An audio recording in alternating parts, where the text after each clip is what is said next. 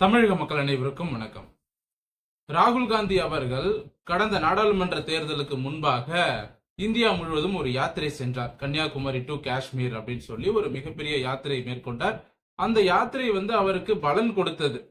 அதன் மூலமாக நிறைய வாக்குகளை அறுவடை பண்ணாரு.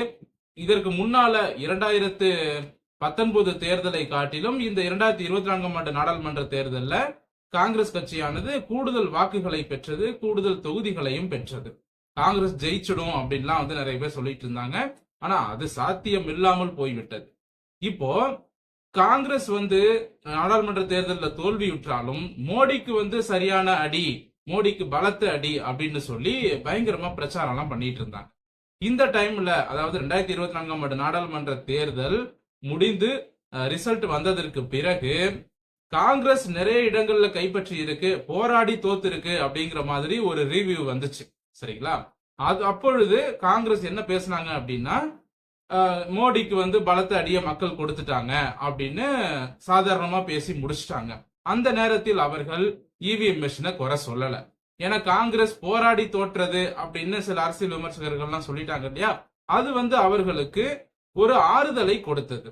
ஆனா இப்போ நடந்து முடிந்த மகாராஷ்டிரா தேர்தலில் பாஜக ஒரு மிகப்பெரிய வெற்றியை பெற்றிருக்கிறது. இந்த வெற்றியை பொறுத்து கொள்ள முடியாத இந்த காங்கிரஸ் இந்தியா கூட்டணி இப்ப என்ன பண்ணிருக்கிறாங்க அப்படின்னா, இவிஎம் மிஷினை தடை பண்ணணும், இவிஎம் இயந்திரம் இல்லாமல் வாக்குச்சீட்டு நடைமுறை வர வேண்டும், வாக்குச்சீட்டு நடைமுறையை கொண்டு அதற்கு அடுத்தபடியான தேர்தல்களை நாம சந்திக்கணும். அது மட்டும் இல்லாம இந்த இவிஎம் மிஷினை தடை செய்ய கோரி நாங்க இந்தியா கூட்டணி சார்பாக நீதிமன்றத்தில் வழக்கு தொடர போகிறோம், உச்ச நீதிமன்றத்துல அப்படிங்கறதையும் சொல்லியிருக்காங்க. அதே போல இந்த இவிஎம் இயந்திரத்தை தடை செய்ய கோரி ஏற்கனவே ஒரு ஜோடா யாத்திரை நடத்தினாங்க இல்லையா, அந்த ஜோடா யாத்திரை 3.0 அப்படின்னு பேர் வச்சு இந்த இவிஎம் மிஷினுக்கு எதிராக ஒரு யாத்திரையை நாங்கள் நடத்த போகிறோம் அப்படின்னு ராகுல் காந்தி அவர்கள் பேசியிருக்கிறார். இது எப்படி காட்டுது அப்படின்னா, இது எதை குறிக்குதுன்னா, இவங்க ஜெயிக்கும் போது இவிஎம் மிஷினை பத்தி பேச மாட்டாங்க. யார்? இந்த இந்தியா கூட்டணி. ஒருவேளை இவங்க தோத்துட்டாங்க அப்படின்னா இவிஎம் மிஷினை தடை பண்ணணும். பாஜக ஒரு தொகுதியில் அல்லது ஒரு மாநிலத்தில் வெற்றி பெற்று விட்டால் இவிஎம் மிஷினை வச்சுதான் ஜெயிச்சாங்கன்னு சொல்ல வேண்டியது. அதே மாநிலத்துல பாஜக தோல்வி அடைஞ்சிட்டா மக்கள் பாஜகவிற்கு நல்ல பாடத்தை புகுத்தி விட்டார்கள், நல்ல பாடத்தை சொல்லி கொடுத்துட்டாங்க அப்படின்னு சொல்லி அப்படியே பிளேட்டை மாத்த வேண்டியது. எதற்காக இந்த மாதிரியான பகல் வேஷத்தை இவங்க போட்டுட்டு இருக்காங்க? 24 மணி நேரமும் நடித்து கொண்டே இருக்கிறார் ராகுல் காந்தி. இந்தியாவில் இருக்கக்கூடிய சினிமா நடிகர்கள்லாம் தோத்து போயிடுவாங்க. பெரிய பெரிய நடிகர்கள் எல்லாம் நம்ம பார்த்திருக்கிறோம் இல்லையா, அந்த நடிகர்களை எல்லாம் மிஞ்சி விட்டார் ராகுல் காந்தி அப்படின்னு தான் சொல்லணும். மகாராஷ்டிரா தேர்தல்ல காங்கிரசுக்கு எதனால எரிச்சல் வந்தது? காங்கிரஸ் இந்தியா கூட்டணிக்கு ஏன் அப்படின்னா, இஸ்லாமியர்கள் அதிகமாக வசிக்கக்கூடிய பகுதிகளிலையும் பாஜக வெற்றி பெற்றிருக்கிறது என்ற ஒரு ரிசல்ட் வந்துருச்சு. சரிங்களா? சோ இஸ்லாமியர்கள் மெஜாரிட்டியா இருக்கக்கூடிய தொகுதிகளிலும் ஓரளவுக்கு கணிசமாக அந்த தொகுதியில யாரு ஜெயிக்கணும் அப்படிங்கறத இஸ்லாமியர்கள் தான் தீர்மானிப்பாங்க. அந்த அளவிற்கு இஸ்லாமியர்களினுடைய வாக்கு சதவீதம் அந்த தொகுதியில இருக்கு அப்படின்னா, அந்த மாதிரியான தொகுதிகளிலும் கூட பாஜக வெற்றி பெற்றிருக்கிறது. அது எப்படி? அதுதான் இந்த இந்தியா கூட்டணிக்கு எரிச்சலை ஏற்படுத்தியிருக்கு. ஒன்னும் இல்ல, நிறைய நலத்திட்டங்கள் செஞ்சிருக்கிறாங்க. அதன் அடிப்படையில அதிகமாக இஸ்லாமியர்களே வாக்களிச்சிருக்கிறாங்க. இஸ்லாமியர்களே அதிகமாக பாஜகவுக்கு வாக்களிச்சிருக்கோம்னு சொல்லி பேட்டியும் கொடுத்திருக்கிறாங்க. பாஜக கட்சியில இஸ்லாமிய பெண்கள் அதிகமாக இணைந்திருக்கிறார்கள். இந்த முத்தலாக் தடை சட்டத்தின் மூலமாக நிறைய பெண்கள் பலனடைஞ்சிருக்காங்க. அந்த பெண்கள் மட்டுமல்லாது அந்த பெண் பிள்ளைகளை பெற்ற இஸ்லாமிய தகப்பனார்கள் இருக்காங்க இல்லையா, அவங்களும் சந்தோஷம் அடைஞ்சிருக்காங்க. பரவாயில்ல, பாஜக முத்தலாக் தடை சட்டம் கொண்டு வந்திருக்காங்க, நம்ம பொண்ணுங்களோட வாழ்க்கை இன்னைக்கு சேஃபா இருக்கு, இதற்கு காரணம் பாஜக தான் அப்படின்னு சொல்லி நிறைய இஸ்லாமியர்கள் வாக்களித்திருக்கிறார்கள் என்பதுதான் நிதர்சனமான உண்மை. ஏற்கனவே ஒரு தடவை இந்த இவிஎம் மிஷினை தடை பண்ணணும்னு சொல்லி உச்சநீதிமன்றத்துல கேஸ் போட்டு மூக்கு உடைஞ்சது இதே கூட்டணி தான். சரிங்களா? அப்ப நீதிபதிகள் என்ன சொல்லி எச்சரிச்சாங்கன்னா, நீங்க தோத்துட்டா இவிஎம் மிஷின் மேல குறை சொல்றீங்க, நீங்க ஜெயிச்சுட்டா இவிஎம் மிஷின் பத்தி பேச மாட்டேங்கிறீங்க. தமிழ்நாட்டுல உங்க கூட்டணி கட்சி திமுக தான் இப்போ ஜெயிச்சிருக்கு. அப்ப திமுக காங்கிரஸ் கூட்டணி ஜெயிச்சிருக்கு. அப்ப நீங்க இவிஎம் மிஷின்ல ஃப்ராட் பண்ணி தான் ஜெயிச்சீங்களா தமிழ்நாட்டுல அப்படிங்கிற கேள்வியையும் நீதிபதிகள் எழுப்பியிருக்கிறார்கள். காங்கிரஸ் எந்தெந்த மாநிலங்களில் எல்லாம் வெற்றி பெற்றதோ அந்த மாநிலங்களில் இவிஎம் மிஷின்ல ஃப்ராடு பண்ணித்தான் காங்கிரஸ் வெற்றி பெற்றதா என்ற கேள்வியை ஏற்கனவே நீதிபதிகள் கேட்டிருக்காங்க. அப்பவும் இவங்களுக்கு சூடு சொரணையே வரமாட்டேங்குது. சரி, அரசியல் கட்சிகள், அரசியல் வியாதிகள் அவங்க இப்படித்தான் பண்ணுவாங்க. அவங்களுக்கு தேவை எப்படியாவது பாஜகவை வீழ்த்த வேண்டும். அதற்காக அவங்க அன்னைக்கு ஒண்ணு பேசுவாங்க, இன்னைக்கு ஒண்ணு மாத்தி மாத்தி பேசுவாங்க. ஆனா இந்த மக்களுக்கு எங்க அறிவு போச்சு? அதுவும் நம்ம தமிழ்நாட்டு மக்களுக்கு. ராகுல் காந்தி இப்ப சொல்லிட்டாரு இல்லையா, இவிஎம் மிஷினை தடை செய்ய கோரி ஒரு மிகப்பெரிய யாத்திரை ஒண்ணு நடத்த போறோம்னு. உடனே இங்க இருக்கக்கூடிய இந்த இந்தியா கூட்டணிக்கு ஆதரவாக இருக்கக்கூடிய ஆட்கள், இந்த திராவிடத்தின் பின்னால் இருக்கக்கூடிய ஆட்கள், இவங்கெல்லாம் ஆஹா ஓஹோன்னு அப்படியே சோசியல் மீடியால பில்டப் பண்ண ஆரம்பிச்சுட்டாங்க. வசனங்கள்லாம் போட்டு பேச ஆரம்பிச்சிட்டாங்க. கொஞ்சம் கூட அறிவை யூஸ் பண்ண மாட்டீங்களாடா? காங்கிரஸ் எங்கே எல்லாம் வெற்றி பெறுகிறதோ அந்த இடத்தில் காங்கிரஸ் வாயை மூடிக்கிறது. இவிஎம் பத்தி பேசுறது இல்ல.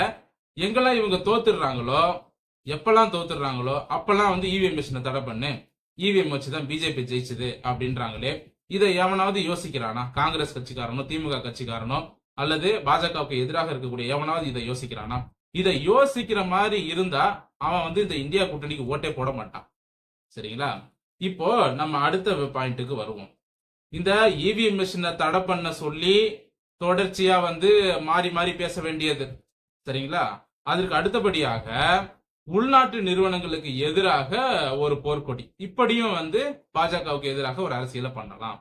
இந்தியாவுல இந்திய நிறுவனங்கள் அதிகமாக உற்பத்தி திறன் கொண்ட இந்திய நிறுவனங்கள்லாம் நிறைய இருக்கு. இப்ப அம்பானி, அதானி, டாடா, மகேந்திரா, இந்த மாதிரி நிறைய நிறுவனங்கள் இருக்குல்ல. இந்த இந்திய நிறுவனங்களுக்கு எதிராகவே இந்த எதிர்கட்சிகள் செயல்படுறாங்க.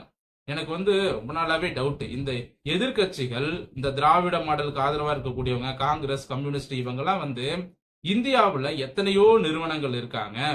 ஆனா இந்திய நிறுவனங்களுக்கு எதிராக இவர்கள் ஏன் குரல் கொடுக்க வேண்டும், அதாவது எதிராக போராட்டத்தை தூண்டி விடணும் அப்படின்னு பாத்தீங்கன்னா, இந்தியாவினுடைய வரி வருவாயில மிகவும் முக்கியமான பங்கு பாத்தீங்கன்னா இந்தியாவில் இருக்கக்கூடிய இந்த அதானி, அம்பானி, ரத்தன் டாடா, அப்புறம் மகேந்திரா, இந்த மாதிரியான இந்திய நிறுவனங்கள் அதிக பங்கு வகிக்கின்றன. சரிங்களா? வெளிநாட்டு நிறுவனங்கள் எவ்வளவோ இந்தியாவுல இருக்கு. கொக்கோ கோலா இருக்கு, பெப்சி இருக்கு, இன்னும் ஏகப்பட்ட வெளிநாட்டு நிறுவனங்கள் இந்தியாவுல தொழில் பண்ணிட்டு இருக்காங்க.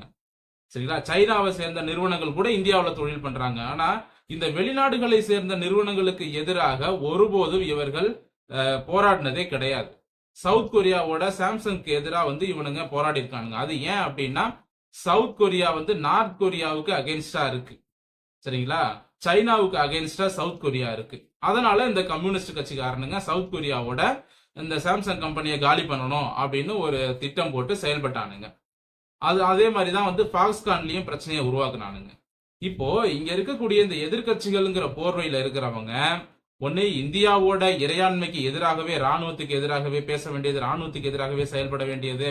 அப்புறம் இந்திய தேர்தல் ஆணையம் அவங்க தான் இந்த இவிஎம் மிஷினை கொண்டு அந்த மீடியா முன்னாடி வச்சு எங்க முன்னாடியே இந்த மிஷினை நீங்க ஹேக் பண்ணி காட்டுங்க அப்படின்னு சொல்லி சவால் விடுறாங்க.